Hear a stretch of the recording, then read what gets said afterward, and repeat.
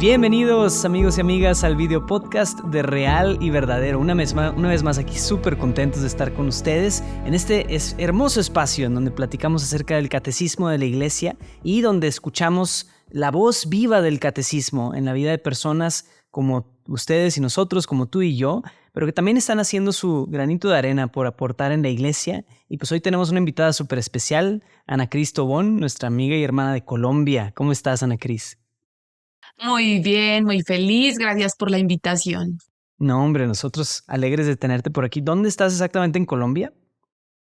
En una ciudad hermosa, se llama Medellín, así que invitadísimos todos. Excelente, muy bien, pues ya tienen invitación, amigos.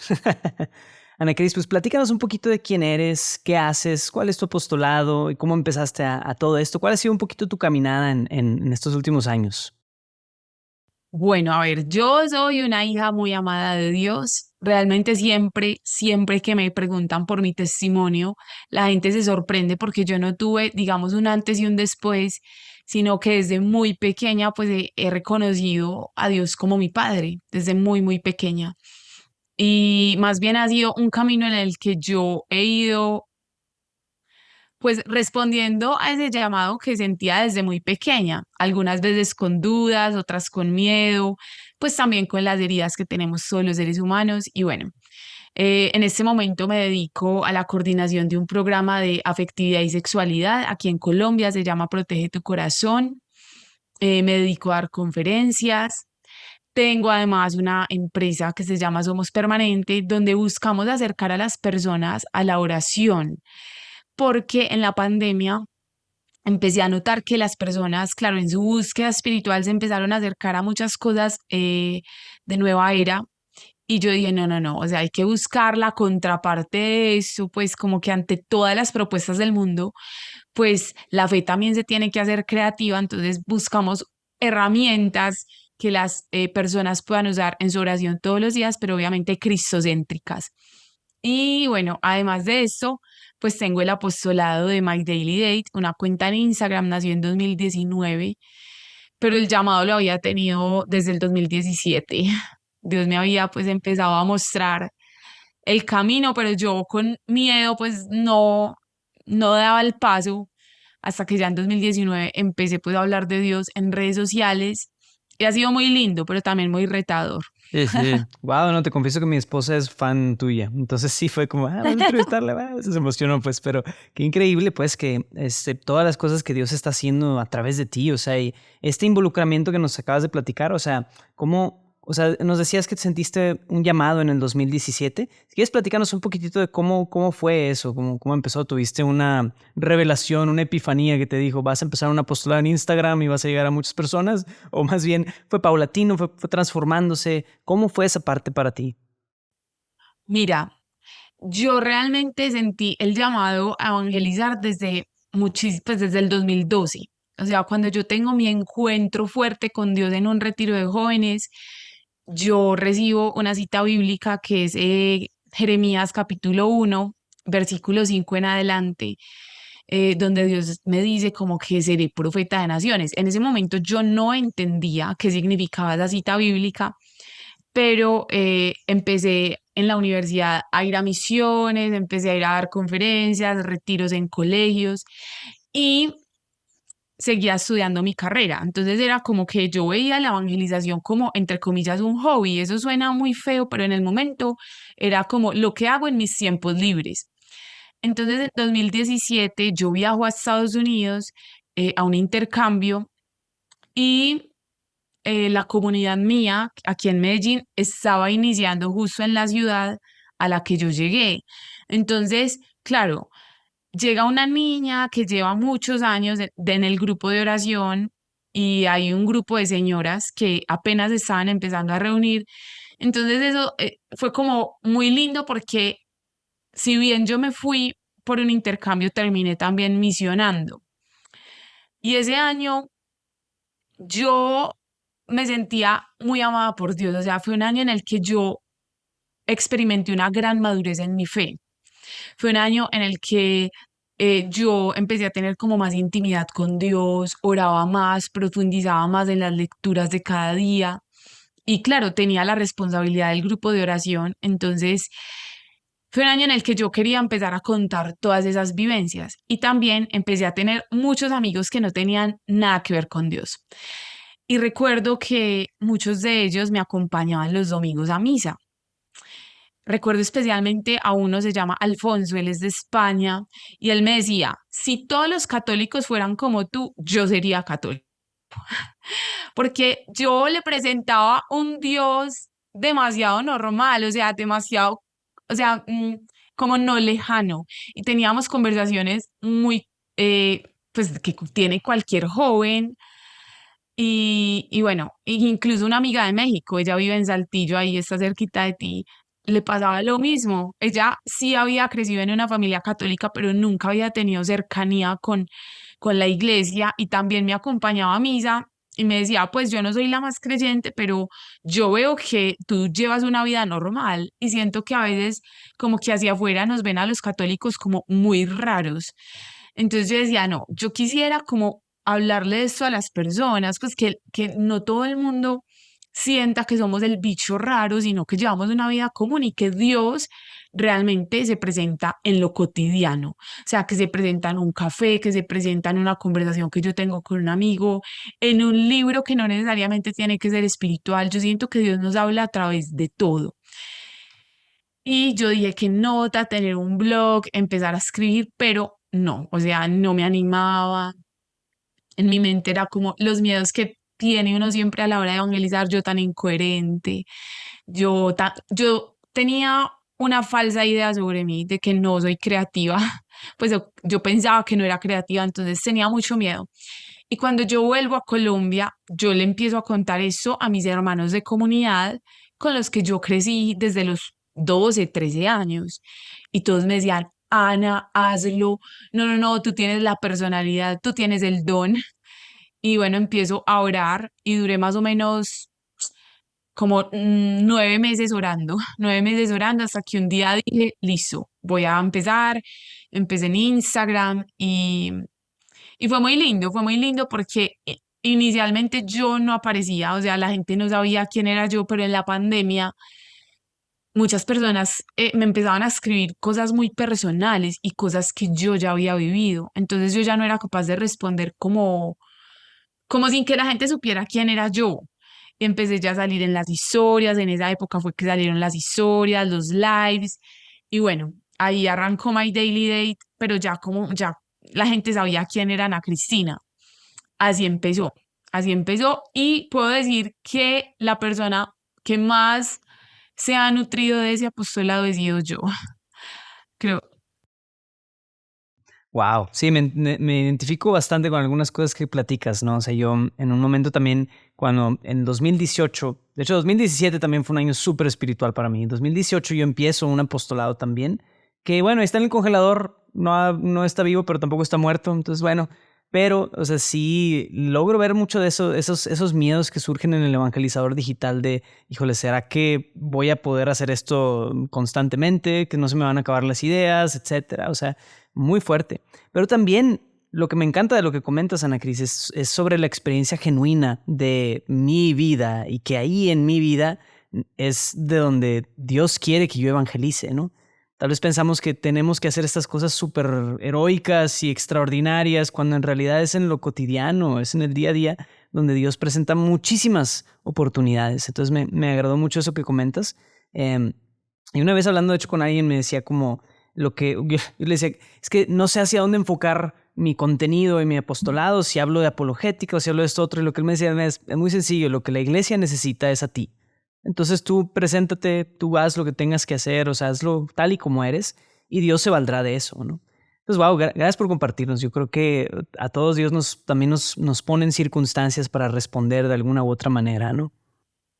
Y yo también te quiero decir algo, pues porque siento, o sea, siento en el corazón contarlo, y es que mi llamado no es precisamente a la misión digital, sino en general a la misión, ¿cierto? Mi llamado fue en 2012 y yo empecé a evangelizar en otros ámbitos, en colegios, pues yendo a lugares de pronto desfavorecidos económicamente, Pero claro, llegó un momento donde empecé a poner los dones que tengo. Yo estudié comunicación social y periodismo, pues al servicio de Dios, porque era un momento donde ya no podía destinar tanto tiempo, pues a irme un día entero para un colegio. Ya tenía como que hacer un híbrido entre mi trabajo y la evangelización. Entonces, claro, el llamado está. Imagínense que se acabe el internet, que por cosas o sea, una catástrofe, o sea, ya no podría evangelizar, no, se puede seguir evangelizando, porque el llamado es mayor, o sea, podemos hacerlo en todos los medios, pero creo que bueno, decidí yo no, yo creo que Dios me empezó a mostrar el camino, pero no es el único camino. Exacto. Claro, no, hombre, y voy a añadir una notita de eso y luego ya nos metemos al catecismo, porque la verdad es un tema que a mí también después de ya casi 4 o 5 años de estar como involucrado en la evangelización digital, cada vez concluyo más lo importante de la conexión no digital, o sea, de estar conectado con una realidad concreta de gente con sufrimientos concretos, no desde un teléfono, sino desde el encuentro cara a cara. Híjole, es súper, súper, súper importante. Porque desgraciadamente cuando no hay esa parte se vuelve todo un poco ficticio, como no ficticio, sino como le falta, le falta. Es muy bueno y es indispensable usar estos medios, por eso, Dios mío, estamos haciendo un podcast aquí, o sea, es precisamente porque creemos en el valor de esto y en el poder que esto tiene para el encuentro, para la conexión, evangelización, pero si no tiene esa salida de uno a una realidad concreta, se queda muy vacío. La verdad, se queda o le falta esa sustancia y eventualmente también se vuelve un poco como inflado en mi experiencia, ¿no? Y hablo de mí mismo, ¿no? Pero en fin, o sea, gracias por compartirnos todo eso. Creo que es súper valioso, Ana Cris. Entonces, ahora sí, metiéndonos a lo que nos corresponde, platícanos ahora sí cómo ha sido tu experiencia con el catecismo, si tú ya te lo sabes de memoria como todos nuestros invitados. No, no te creas, no, o sea, no suele ser el caso. No, porque me invitaron. Pero platícanos un poquito, ¿cómo lo usas? Que ya sea tú en tu apostolado o en tu experiencia personal, ¿cómo ha nutrido el catecismo un poco tu caminar, tu vida de fe? Bueno, yo para responder esta pregunta tengo que ser muy honesta con todos los que nos están escuchando, porque es que siento que el común denominador de los católicos ni siquiera saben qué es el catecismo. O sea, nosotros que de pronto llevamos más tiempo en la evangelización, que de pronto nos interesamos por la formación, pues ya conocemos un poco pues como de la doctrina de la iglesia, el magisterio, pero yo siento que el común denominador, y ojalá muchas personas escuchen este episodio, porque siento que son normales. O sea, claro, el católico falla en que obviamente no se forma. Tenemos una misión muy grande de formarnos, pero yo recuerdo que en 2013, 2014 fue un año muy importante para mí porque pues yo pertenezco a una comunidad que se llama Escuela Bíblica Católica Yeshua. Entonces, claro, es una escuela formativa, digamos como que el carisma es precisamente la formación en la palabra. Y recuerdo que ese año yo hice un diplomado, un curso de más o menos 3 meses que se llamaba nuevos discípulos para la evangelización hoy. Bueno, no recuerdo el título. Y el profesor nos empezó a decir que todo buen católico necesitaba tener en su mesa de noche 3 libros: la Biblia, obviamente, las Sagradas Escrituras, el Catecismo de la Iglesia Católica, y en ese momento pues nos decía que si éramos de América Latina, pues el documento de Aparecida.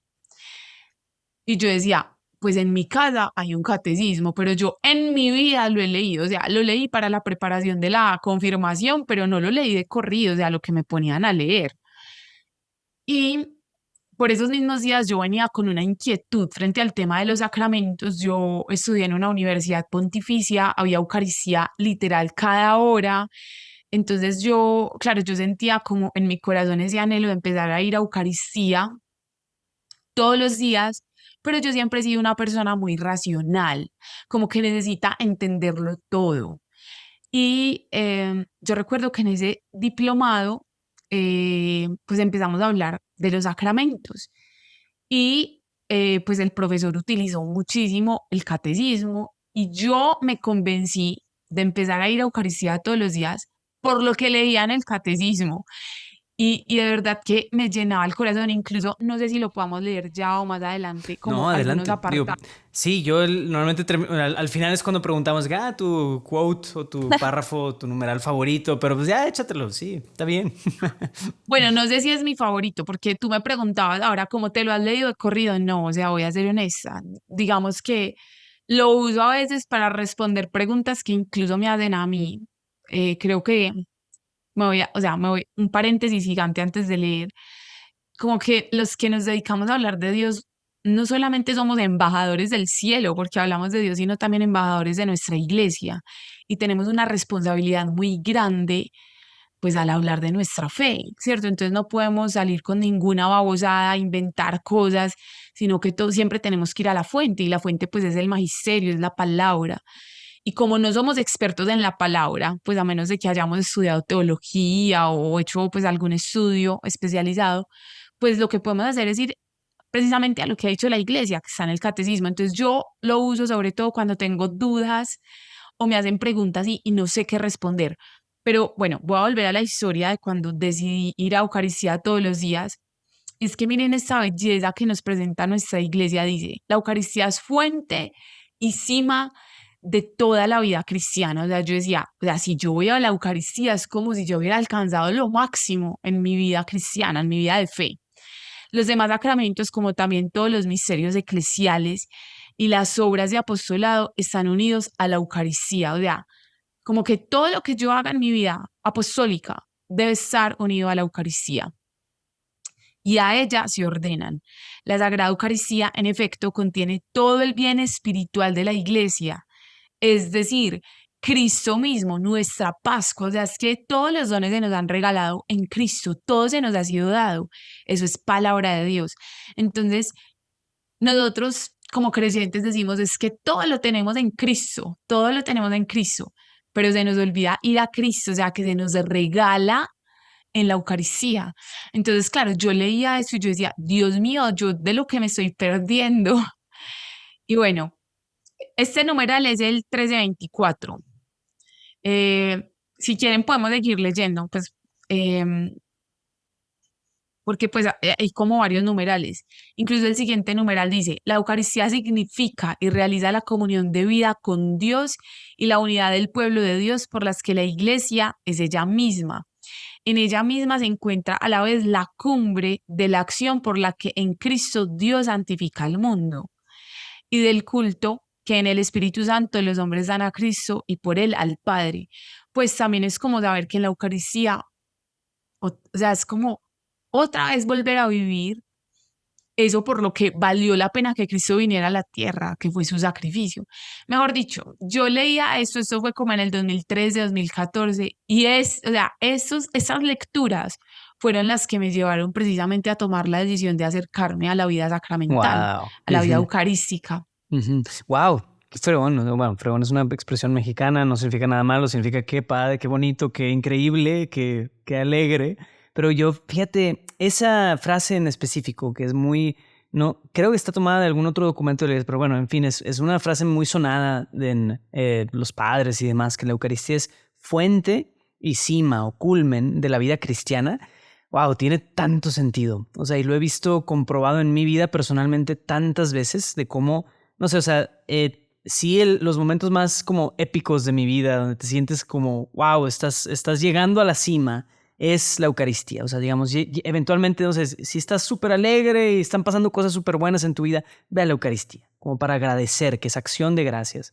Pero también, sin que nos demos cuenta, es fuente, es el inicio de algo nuevo. Yo creo que tú misma te diste cuenta que a través de este encuentro eucarístico y pues empieza una vida nueva, empieza una vida apostólica más involucrada, empieza una madurez, un crecimiento que se toma su tiempo, ¿no?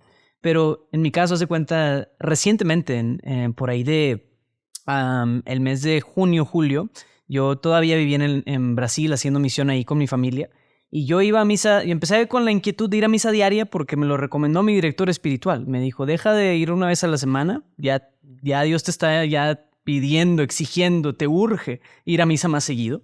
Entonces empecé a ir al menos entre semana y yo iba ahí, o sea, ponle lunes, 7:30 de la mañana, ¿verdad? En una parroquia ordinaria, pero ahí, o sea, en esa parroquia en específico, ahí en una ciudad en Brasil, Dios mío, estaba no lleno, pero sí de, no sé, o sea, había fácil unas 5 a 10 familias con niños chiquitos.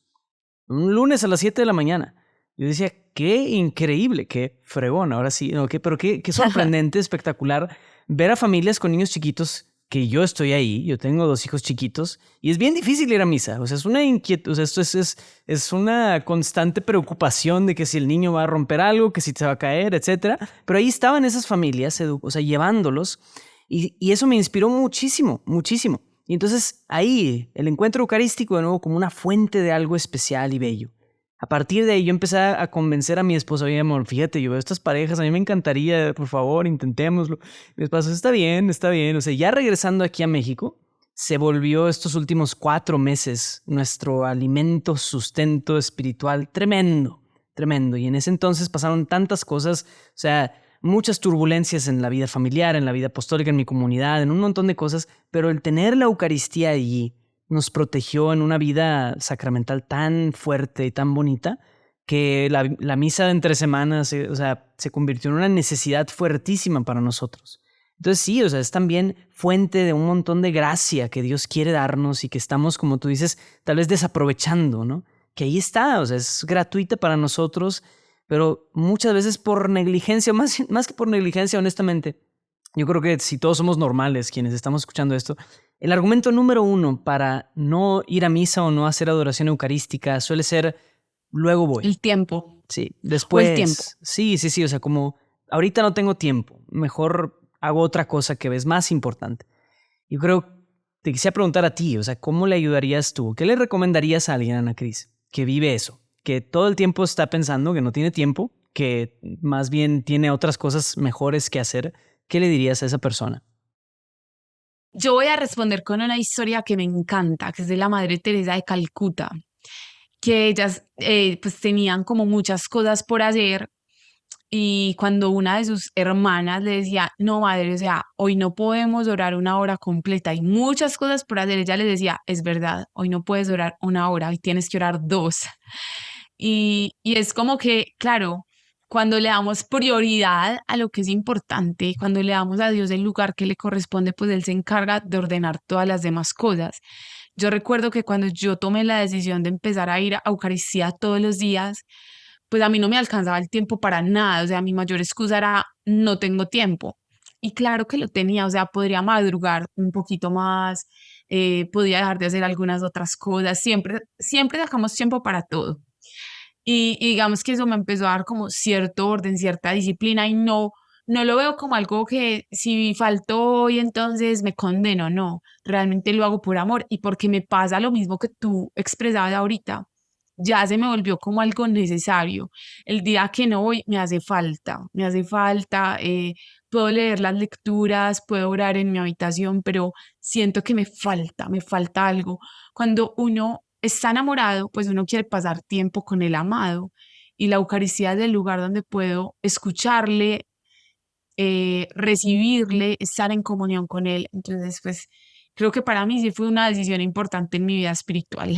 Wow, claro, claro, claro. Y buenísimo, buenísimo. O sea, se trata también de tal vez convencernos, o no tanto de convencernos, sino más bien hacer una verdadera mirada hacia nosotros y darnos cuenta de que nos urge esa comunión, ese abrazo del Padre, ese encuentro con Cristo, que no es no es un lujo, no es como, bueno, algunos estarán en desacuerdo, pero uno dice, pues puedo no hacer ejercicio, ¿verdad? Puedo no comer saludablemente.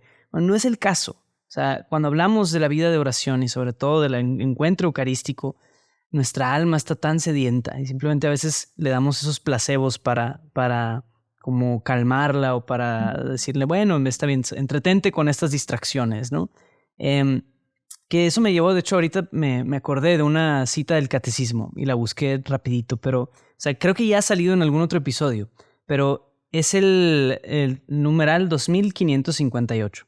Y dice, esta es una cita a su vez de alguien más, dice, para mí, la oración es un impulso del corazón, una sencilla mirada lanzada hacia el cielo, un grito de reconocimiento y de amor, tanto desde dentro de la prueba como en la alegría.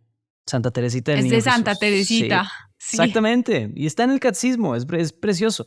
Pero entonces es Precioso. increíble, ¿no? Dios hila muchas cosas en la manera en la que entendemos todo esto, ¿no? La vida sacramental, la vida de oración, todo es una sola gran vida a la que el Señor nos quiere invitar, ¿no?